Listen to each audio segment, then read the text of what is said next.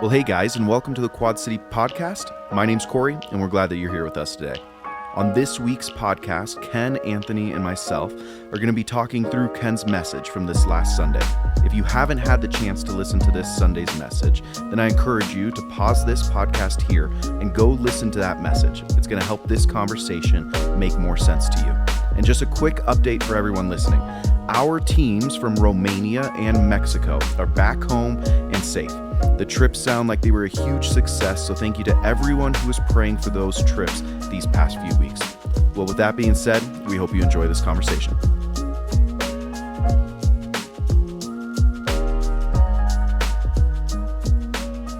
What's going on, guys?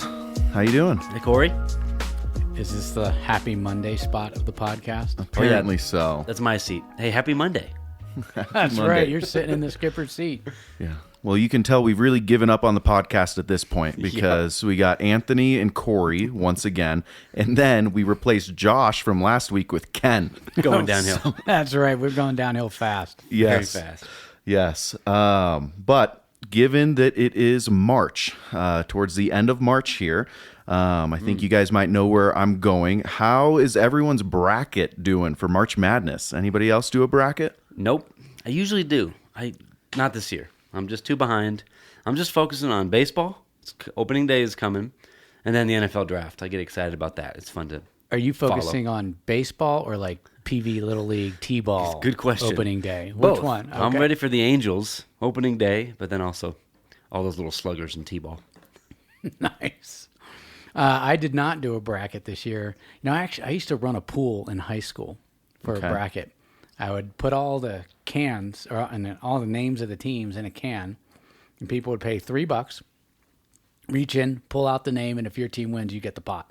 That's how it was. Nice. Yeah, that was fun. Okay. And I guess because I didn't take anything off the top, I never got busted for it. I had teachers that would contribute and play. Okay. Yeah, but it's like, That's fun. as long as I wasn't taking anything, Running a little ring. that's your realm, Yeah. Corey. You've got the angle for making a buck. I was just doing it for fun. You've got a bracket or four, right, Corey? Just one. And this year it was literally only me and my dad. Like normally the whole house gets involved, and actually I like it more this way because then Linda doesn't just take the teams that have cool names and then end up beating And them. then I knew it. That's None of us know what we're doing anyways, so yeah, it's not looking so hot, but neither is my dad, so I think I might be okay. Well, I saw a headline that Tennessee, once they lost, that was it. No, there's no more perfect brackets out there. Oh, really? Yes. 'Cause Okay. That's got to be hard to do. Sure.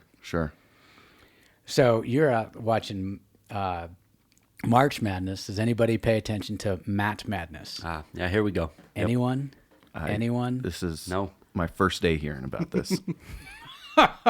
So Matt Madness is the NCAA men's wrestling championships. Now that's something that's intense. That's what I did with my side. I couldn't wait. Well, I watched the quarterfinals and semifinals on Friday, and then the finals on Saturday. Nice. It was outstanding. ASU usually competes, right? Are they? They do. They had 2 guys finish All-American, and they put 4 or 5 guys in the tournament, I think. Maybe even more. But two finished All-American, and then you had brothers, freshman and sophomore, the Larkins. They did well. They they lost in the quarterfinals, and then I was looking it up. I didn't find them. I think they lost. It's called the blood round. It's like if you win, you place. They place through 8. So if you finish in the top 8, you're an All-American. And they didn't, but one's a freshman and in the toughest weight class in the country, 133 pounds. I used to weigh that much. Oh my goodness, 133. Yeah, those guys. College guy, 133. Yeah, And the lightest Yep. weight class is 125 in Wow. college. It used to be 118, and guys were literally died trying to make weight. Wow. So What's that's the gone. ladies' lowest?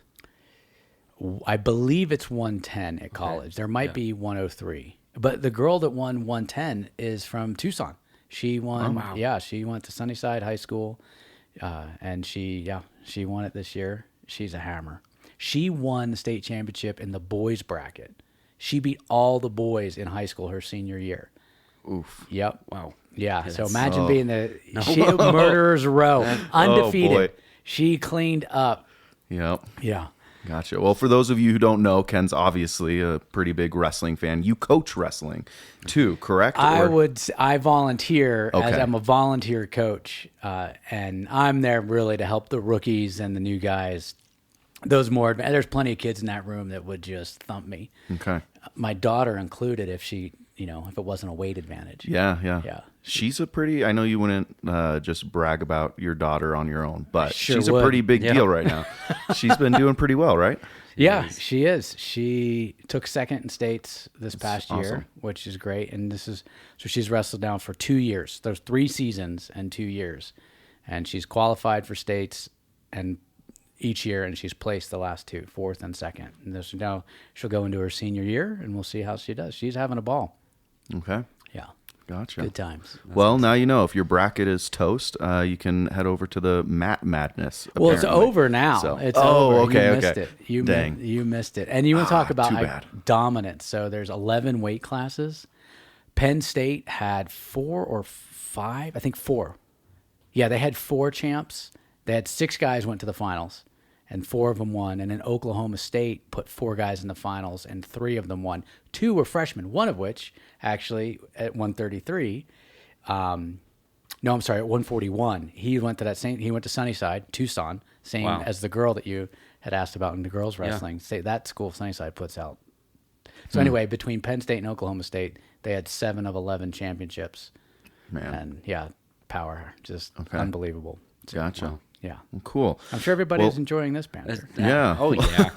I'm bored of wrestling, so everybody else must be. So we'll move on. Ken, obviously you were preaching this last Sunday. I thought you did a great job. It was really cool hearing you up there again. So I appreciate that, but I have to ask this question. Have anyone ever sat in this chair and talked about, oh, I thought you did it. Does anyone ever say, oh, you did terrible? I think we just wouldn't say anything. I think we would You just say, Ken skip that preached part. today. There you go. So Sit there and think it. I don't want yeah. to say it. You laid an egg. I would tell you.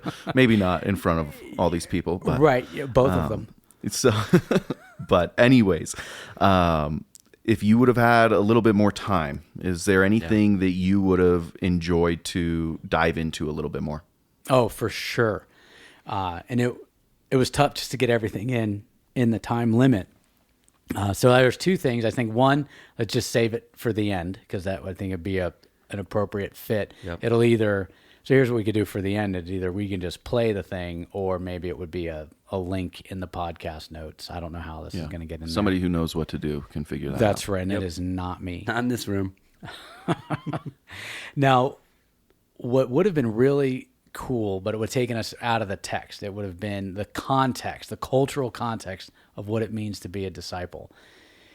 Is we just know the disciples of Jesus, but there were disciples of rabbis all over Israel, and what it took.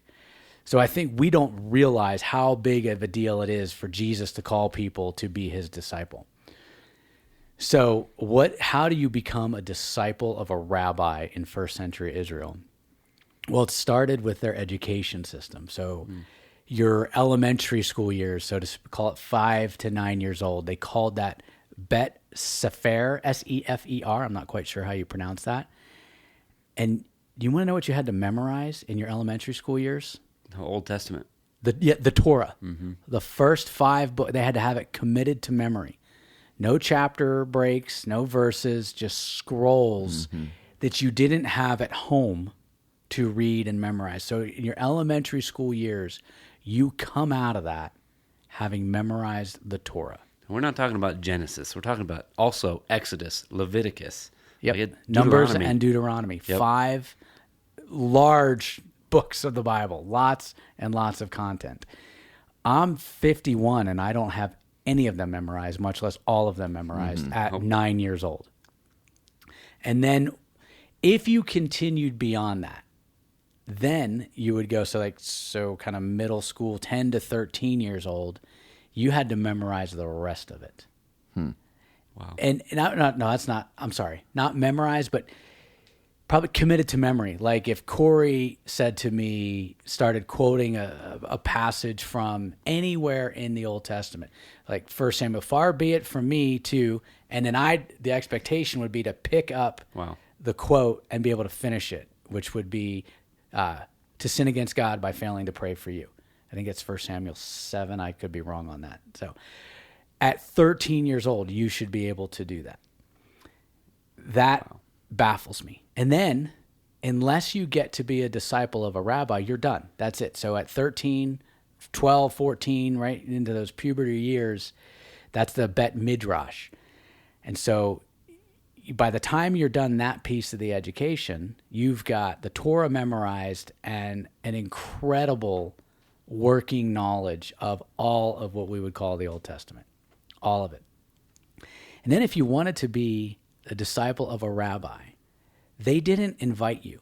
They didn't call you. They didn't just say, hey, you come follow me. You had to apply to become a disciple of a rabbi. And they would grill you. Like they'd throw out a portion of the scripture and they'd want to know, what does this rabbi say about that? And what, so it's like getting into, remember, think of Ivy League schools, about getting into an Ivy League school or a military academy. It was the best of the best of the best academically who were to get in. And not 18, 19, 20-year-olds. These are 12, 11, 13-year-olds. That's right. Yes, they are boys and girls in every, facet of the word. Their maturity is obviously going to be greater. And we know what we have found so far, like there's a mouse in my, like I'm a scholar, an archaeologist, right? The people that study this have figured there was probably about 100 disciples in the time of Jesus, of 5 to 7 rabbis. And some rabbis had 1 or 2, they usually had a handful. Jesus had 12. So they're sure they don't know of every rabbi that had disciples. So call it 100 people were disciples in the nation. And so when these guys got called to become Jesus' disciple, it's mind-blowing. Because if they're still out there fishing, they're not good enough to be a disciple of a rabbi. They were rejected. They either stopped at 9 and only memorized the Torah, or they went through up to 12, 13. They got incredible knowledge of the scriptures. Peter went back to fishing. James and John were fishing with their dad.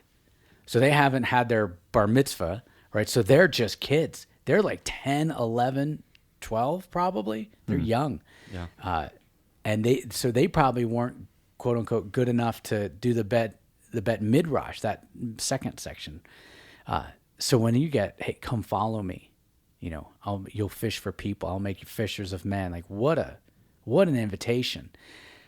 And we, just because we are so culturally removed from it, we don't grasp how amazing. Jesus invited me to be a disciple. I'm out. See, so they're excited. The families would be excited. This is a great honor.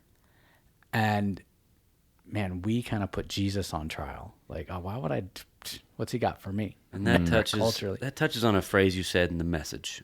Jesus said, come follow me. And these guys said, yes, because you said it, I will. And here they are, all in. And that change.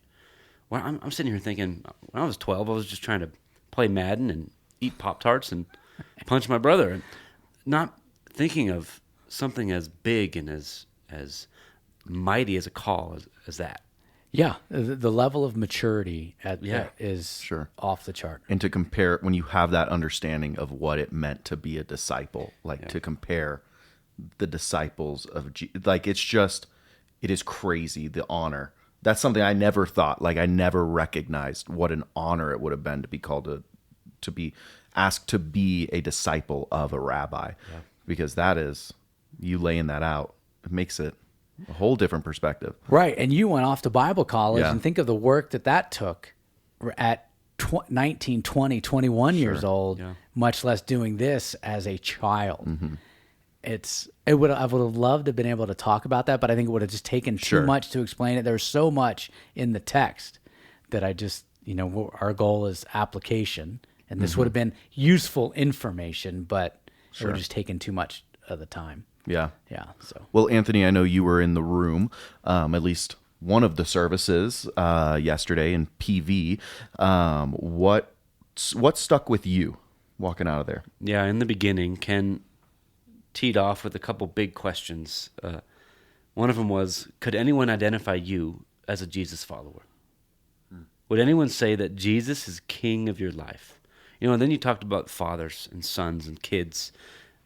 Do your kids say, yeah, my dad follows Jesus? And that we're not these fishermen in Jesus' day. We're not these 12-year-old prodigies following a rabbi. We're just grown-ups in Prescott and Prescott Valley trying to follow the king, and that hits. for sure. That is just so convicting. And so I think I pray folks can go, yes, I know Anthony follows Jesus.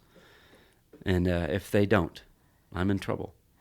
A scary thing to do as a parent, and I remember doing this, asking my kids, they were a little older than yours. They were probably the youngest at the time, Gianna. This was before Andy was on board. She was probably 7 or 8. But I asked the kids, hey, what is important to mom and dad? And I was like, brace yourself for that answer. And praise the Lord. The things that are important were important to us, are important to us, are the things that they said were important to us. And hopefully they'd still say that to this day. But so put that one, file that one away for when you want to, Milo's almost ready for that. Milo's almost ready for that. Yep. Get him a Lego set and then ask him. There you go. Yes. You know that your son, Corey, he's going to be like, oh, the 49ers. Oh, boy. Yep. Watches. I don't know if he's picked up on that one yet. He hasn't picked up on your watch yes, fetish? So hopefully that is not number 1 and 2. Right. But I'm fine with that. Those making the list, just not not 1 and 2. Right? You need Jesus and mommy need to be up the top of that list. Amen. Yes. Yep. Gotcha. No, Ken, I think you did a great job reaching the people that you had kind of addressed at the beginning. A lot of times we don't necessarily, I can't remember the last time that we necessarily addressed a specific group of people on a Sunday morning to the level that you did. Sometimes we say, hey, if you can relate to this, or if you can relate to this, and we have different application pieces for different people. But this was one where you said from the beginning, and then you wrapped up at the end and said, hey, I'm talking to the Simons in the room. I'm talking to the people who have been following Jesus around. I love how you said that. Yeah. Who have been following Jesus around. The things you're supposed to know, what you're supposed to do, but are you actually following Jesus? And so, I think you did a really great job touching base with the Simons in the room. And I think we all, even if we have actually taken that step and for example, followed Jesus, left the boat and followed Jesus. Even for those of us who have done that, we have plenty of seasons where we are the crowd. For sure. We are the people in the crowd, and we're just doing the thing. We're following him around. And so hopefully everybody walked out with a little bit of conviction around, man, when am I the person in the crowd? Mm-hmm. And what does it need to take for me to take that next step? And what was neat with that, in talking to the Simons directly, is there were 2 people that came, one at the 8 and one at the 11:15. And the gal that came at 11:15, I remember when she got baptized, and we had a conversation. I was like, "You sure?" She's like, "I need to be rebaptized." So right there, the music's playing. I'm like, "Let's talk about this." And she just summed it up. She said, "I never gave up my life." Yeah. And I was okay. You have a very clear understanding of. So it was of this, and so to humbly say that's powerful. Yes, the humility is what blew me away. And I thought in the sermon, right? If we don't respond with humility, we know we don't see Jesus clearly, and just that ownership, that was really cool to see, because I've known her since she was in elementary. I think it was her last year of elementary school. I was still the kids pastor, and so just being around her and her family, my daughter and her friends, and so that was pretty wild. And I'll tell you one thing, in preparing the lesson, I'm so grateful, because when I shared the part about having no regrets, I'm like, man, I know where my life was headed. The path that I was on would not have taken me anywhere near where I am today, even though I didn't want to be on a destructive path. I know what was in my life, the way I behaved. I know things I felt, and I know how I thought. And Jesus interrupted all that. He literally wrecked my life. Yeah. And that I would have wrecked my life differently. Sure. He wrecked it for me. And then now let's put it together. Let's put the priorities in order. And I'm amazed. I am absolutely amazed. And it is because of Jesus, 100%. My life is by no means perfect. It has plenty of stresses. There's plenty of mistakes, but there are no regrets.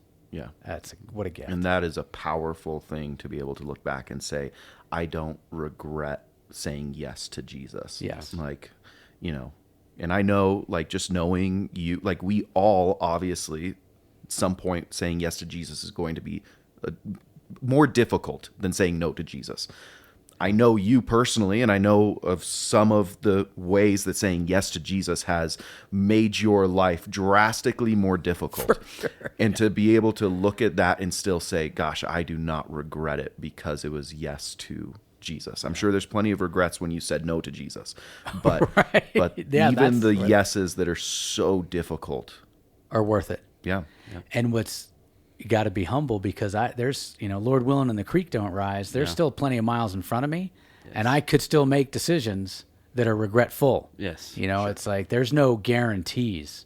You keep making good decisions. I think what's in Ecclesiastes, it says an ounce of flies, flies will make an ounce of perfume stink, but it's an ounce of foolishness outweighs a pound of wisdom and honor. It's like just one dumb decision can just annihilate years of good decisions. Yep.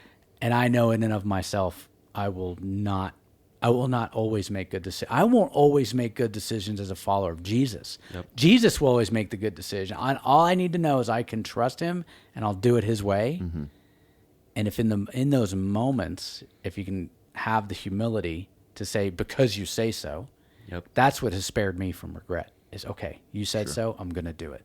I'm glad we got to clarify that you've made plenty of regrettable decisions on your own. You just don't regret the ones for Jesus. There you go. Yes, thank you for spelling that out. Yes, I know you too well to know. But gotcha. Well, we did get a few questions today. So the first one, these are all pretty application-heavy questions. And so the first one here is, where do we relate to Peter's experience of where we've worked all night and caught nothing in our own lives? You guys want to field this one first? Because I've done a lot of the talking here. Yeah. I think what the question's trying to get at is this idea of, when Simon Peter, when he says, we've worked all night and we haven't gotten anything, that frustration piece that you are touching to, that's what at least I'll speak on. I think that's what the question's saying here. And so, I think that it boils back down to our pride of thinking that we know better, if that makes sense. Like, to be frustrated when I think of Simon's reaction. I've never read it that way. I like how you laid it out for us. The Jesus, who's not this fishing expert. Jesus isn't the one who knows what to do when it comes to fishing. Comes in and tells the professional fisherman, you need to do this. And he goes, we've been out all night and we haven't caught anything. Like, that frustration, I think, comes back to us thinking that we've got this figured out more than Jesus does. Sure. And I've never had Jesus tell me where to throw a fishing line, but there have been plenty of ways that the plan for my life, the way that I see my life being set out, looks different than maybe the direction Jesus has for it. And when I push against what Jesus wants from me, it does come back to this root of pride, as if I know better, as if I know better, and I'm frustrated. And sometimes I wish I always had the humility to respond the same way Simon did, to go, okay, but since you say so, I'm questioning this, but I guess I'll do it because you say so. Like, I wish I always had the humility to do that and not just keep the nets in the boat and go, dude, no. We're not doing this. I'm going home. I'm going. You don't know what you're talking about. But I think that's where it boils down to. It's just me thinking in my stupidity that I have this better figured out than Jesus does. Yeah. No, I just want to clarify something. You made it like, I'll bet by virtue of his person, Jesus is an expert in fishing. But at that time, Peter sure didn't know that. Simon didn't know that. Sure. He respected Jesus, saw him here. Yeah. But, Jesus knows because he knows. But for sure, Simon would be like, come on. Like, that's why he said what he said. Yeah. So, yes, Jesus absolutely knows better about fishing. Yes. But in that moment, that's not. Jesus' profession is not fishing. Like, that was not his, Yes. He wouldn't have been viewed as an expert in that field. For sure. Yeah, I think of this question as even relating to our own lives, as we're following Jesus now. We know Jesus currently. We're trying to walk with him now. And we have moments where I go, God, I'm trying to serve you. I'm trying to live for you. I'm trying to work all night and catch nothing. And I've caught nothing. Or I'm trying to catch something, but Lord, I've caught nothing. And I'm feeling frustrated. God, what are you've called me to something big. And that's a purpose, living for you. In those moments when we're frustrated, and maybe caught in sin, but just feel like, God, it is hard at times to follow you. I think, Lord, I have to remember, you said it in your word. You've given me the right way. And because you said it, I must do it. And I want to live it out. And then I gotta learn, I'm not just going to have blessings all the time. Life is not just going to be easy, or there are not going to be nets full of fish in life, in ministry, in family, and all of that. But you said it later, Ken. You said the giver of the gifts is better than the gifts he gives. And I think about just spending time with Jesus, walking with him, being with him. That's the goal. I want to walk with him and know him, feel his presence, not just get a blessing of a net full of fish. And as inviting as that is, that, I want to know, like, I think, to be quite honest, I am fearful of knowing only Jesus as the blessing. Because I'm certain that on the other side of whatever the challenge is to get there, it's worth it. Yeah. But it is a frightening proposition. I think you guys are just also, in hearing your answers, more spiritually minded than I am, because I look at this question from Joe and I think, oh man, I hate it when I have work days that I didn't feel like I produced anything. Right. Like that I worked all day and don't feel like anything of value came out of it. Like I didn't earn my money. That, like I did stuff, but what really came of it? And that might speak to a bit, you talked about pride, Corey, like, well, I think I'm supposed to get. I mean, we work. It's not contrary to popular belief. We don't work just on Sundays. And shh, don't tell them. And so I want to produce something of value in every workday. Yeah. And sometimes there's days you just miss, right? And there wasn't something, but sometimes it just feels that way. Oh yeah, I've had these 4 conversations that were critical conversations, helping someone with the marriage, kids, etc. But there's no widget at the end of the day to show. There's not a net full of fish. The plumbing works now. Like it's not like that. So I just see that question, and that's how I relate to it. Like if I didn't bring value in my day. And I may have butchered that, Joe, so sorry if I answered completely incorrectly. It's just your spiritual mindset, Corey. Oh, yeah.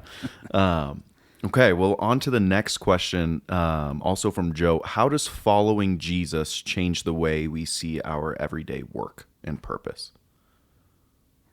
So I think of Colossians 3:23, right? Whatever you do it for, work at it with all your heart. Do it for the Lord. So in everything we do, we're representing Jesus. So everyday work and purpose. I think it's your character more than anything. I show up to work. When it's time to start the shift, I'm not pulling up. I'm not walking into the building when the shift starts at 8. I'm at my desk or on wherever I'm supposed to be. I'm working when the shift starts. I'm reliable, things like that. I think just demonstrating good character, that's probably how that translates. Man, I remember talking to a business owner in our church who's he's a faithful follower of Jesus. And years ago, he said to me, if someone in an interview leads with, I'm a Christian, I don't hire them. Because I have found that they are not that Christians are the worst employees, but those who lead with it have always been bad. No, don't tell me, show me. Right, there you go. Yep. Yeah. Yes. He's like, so that's an indictment. It's like, wow. So. Yeah, we want people we work with, even do life with on the sports team or at the extracurricular, to say, there's something about that guy. What is it? Like, he is proactive and kind and timely and who works hard, and there's just something about his family. Like, we know the answer. It's because we're trying to follow Jesus and live different than this world. But there should be people that go, especially out there in the working world, not in this ministry bubble, but they go, there's something about that guy. What is it? And I hope that can open a door one day where they can have a conversation about Jesus. Well, what it is, I'm trying to follow Jesus, and I know what he's called me to. Someone who follows Jesus should see the big picture. Not just the task, but the big picture. I just saw this play out. Corey's about unprovoked bragging about your daughter. So, it was a few weeks ago, 6-8 weeks ago or so, that her jiu-jitsu coach was baptized. It's not just her coach, it's also her boss. So she coaches the kids' classes, and he thinks the world of her as a coach. He's like, she is fantastic at what she does. She's 16 years old, and he has incredible trust. She has keys to the facility, and that speaks volumes. It wasn't, she didn't necessarily win him to Jesus in that regards, but her faith and her life aligned, and look at the impact that had. She was always early, or she was never, ever, ever late to work. She always does a great job with the kids. She doesn't cut out early. She stays. She's invested, and that was a contributing factor producing the fruit of Jesus in his life for sure. Yeah. No. And this question, I think, as pastors is, it doesn't necessarily, I'm trying not to relate this to what I do now, because obviously Jesus is going to be seen in my workday experiences because this is my job. But I do think for those of us who do not work any type of ministry, there is such a great opportunity that you have that I don't have.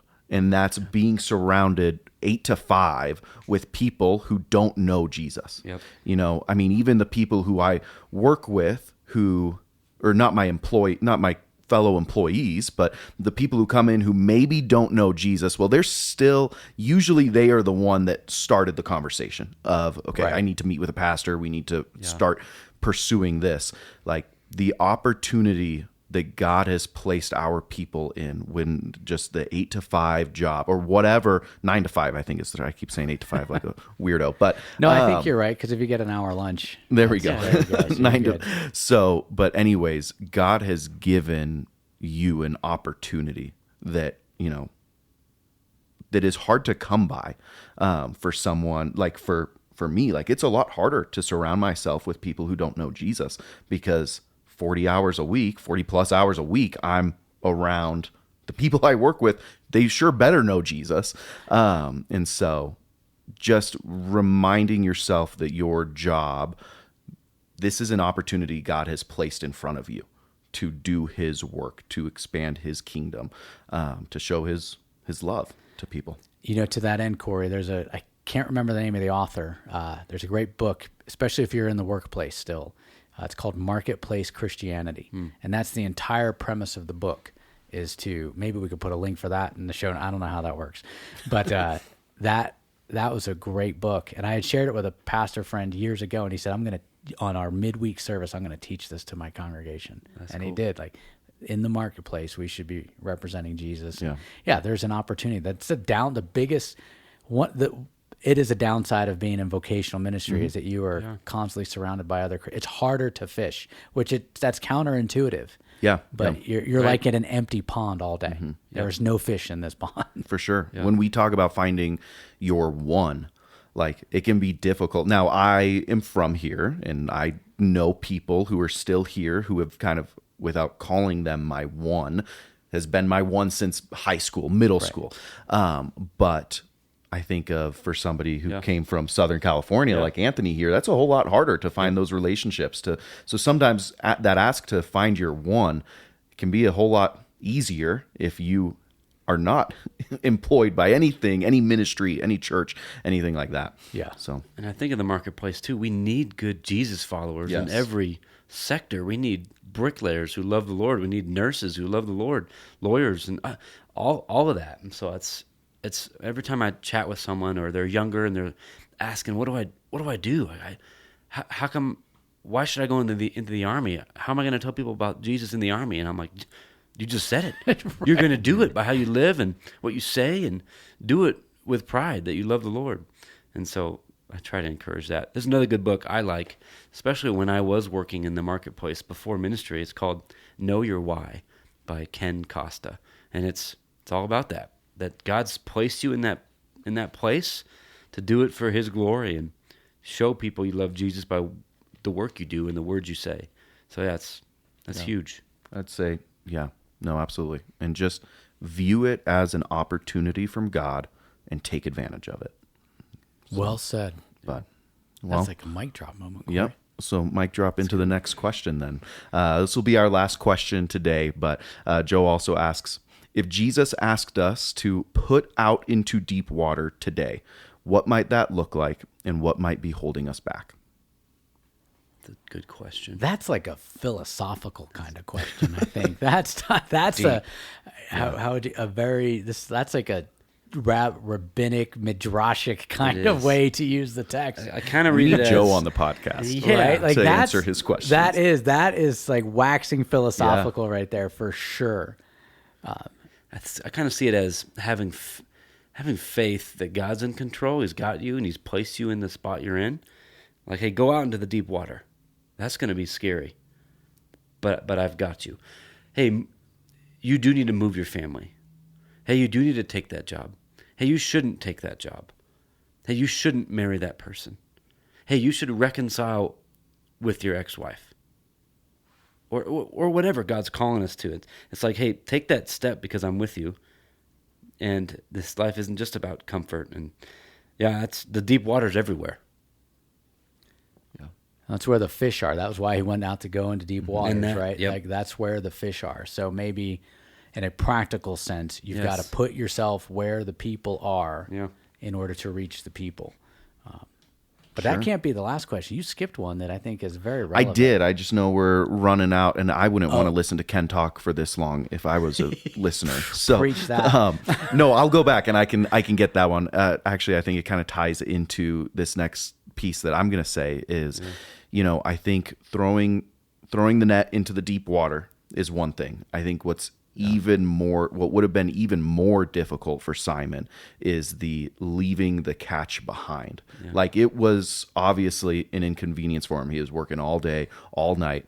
You know what? Because you say it, Jesus, I'll throw the net back in. And he does it, pulls it up. They're astonished and everything. Come back to shore, and then they leave and follow Jesus. And so I think sometimes we are okay maybe throwing the net in, taking that first step. Jesus, that everything I hear about Jesus seems pretty cool. Seems like this is something I want to be on board with. And we maybe take those first steps, get connected with the church, whatever it might be. Even if it's some type of inconvenience, we sometimes are willing to take that step. But then when we recognize this means actually following Jesus means we're going to leave everything behind and pursue Him. That's the tough part. Like, not just the net. but then leaving the catch on the boat and going. Like I even, as you're saying this, I'm like, man, they should just sell those fish, get the money, then follow Jesus. Like just real quick, sell the fish, do the thing, and then follow Jesus. Now you got some cash as you follow him. You know, like even as I'm sitting there, I'm like, you're gonna leave it. But now I don't know what exactly it looked like, you know, with their figuring out their boat. But it's like, yeah, that's the tough part, is just leaving. Yeah. And so then his question, right, was, what does leaving everything look like? And I think of the word everything in this too, like in Acts 2, when it talks about the first church after the day of Pentecost, that said the believers had everything in common. Oh, yeah. Well, they had the most important thing in common. That's Jesus. They didn't have everything in common. They spoke different languages. They lived in different cultures. They obviously were people that were, had faithful to the text. But what they had in common was the most important thing. And Jesus is everything. Sure. And so similarly, this leaving everything. And I remember in struggling with deciding whether or not to be a disciple of Jesus. I'm like, am I going to be, this is how I picture myself, homeless? Am I going to be homeless with a big white beard and look like I'm stoned all the time and just telling random strangers that Jesus loves you? That's what I envisioned what it meant to follow Jesus. He's just like, that's not too far off. Yeah, I was gonna say. The beard isn't gray yet, but I do have a home and I'm not stoned anymore. There it was. Oh, there it is. Yep. I was in my, my season of stupidity. But I think the leaving everything, I'm leaving the things that are obstacles to Jesus. That's the everything. Like Peter didn't leave his wife. Sure. Because later Paul talks about it. Is Peter the only one that gets to bring a wife along with him? So he didn't leave his wife. He didn't leave his responsibilities. But they left everything that would be a hindrance to them following Jesus. And it doesn't mean the things where like a big old pile of fish isn't sin. Sure. Right? But there are things that hinder us that are not necessarily sinful. Saying that Jesus should be number one. For sure. We're so tempted to just say, it's comfy to have Jesus at number 3 or 5. Right. I want him in the car, but I don't want to tell him where to go. Yeah. Yeah. Number 1. Yeah, absolutely. No. Anthony, you got any other thoughts from sermon this week, from any of those questions that we just weren't able to get to? Yeah, I love that you brought up the C.S. Lewis quote. God whispers to us in our pleasures, speaks in our conscience, but shouts in our pains. It's a megaphone to rouse a deaf world. And you said it well, right, Ken? Correct me, though.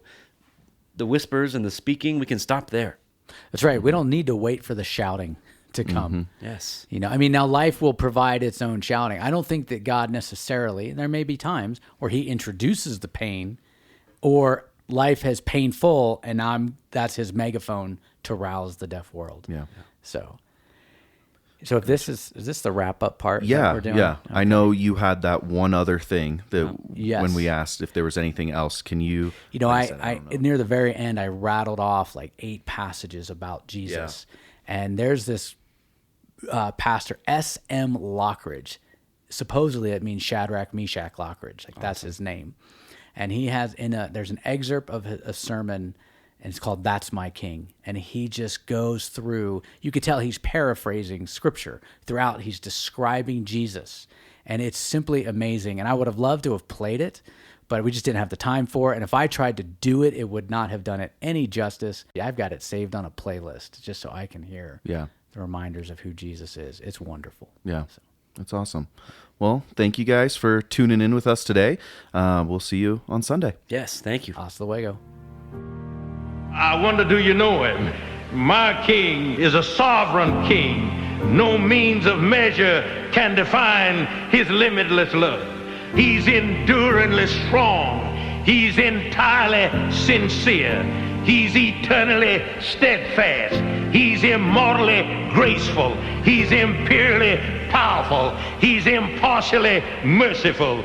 Do you know him? He's the greatest phenomenon that has ever crossed the horizon of this world. He's God's Son. He's a sinner's Savior. He's the centerpiece of civilization. He's unparalleled. He's unprecedented. He is the loftiest idea in literature. He's the highest personality in philosophy. He's the fundamental doctrine of true theology. He's the only one qualified to be an all-sufficient Savior. I wonder if you know him today. He supplies strength for the weak. He's available for the tempted and the tried. He sympathizes and he saves. He strengthens and sustains. He guards and he guides. He heals the sick. He cleanses the lepers. He forgives sinners. He discharges debtors. He delivers the captives. He defends the feeble. He blesses the young. He serves the unfortunate. He regards the aged. He rewards the diligent. And he beautifies the meek. I wonder if you know him. He's the key to knowledge. He's the wellspring of wisdom. He's the doorway of deliverance. He's the pathway of peace. He's the roadway of righteousness. He's the highway of holiness. He's the gateway of glory. Do you know him? Well, his life is matchless. His goodness is limitless. His mercy is everlasting. His love never changes. His word is enough. His grace is sufficient. His reign is righteous. And his yoke is easy. And his burden is light. I wish I could describe him to you. He's indescribable. He's incomprehensible. He's invincible. He's irresistible. You can't get him out of your mind. You can't get him off of your hands. You can't outlive him, and you can't live without him. The Pharisees couldn't stand him, but they found out they couldn't stop him. Pilate couldn't find any fault in him. Herod couldn't kill him. Death couldn't handle him, and the grave couldn't hold him. Yeah, that's my king. That's my king.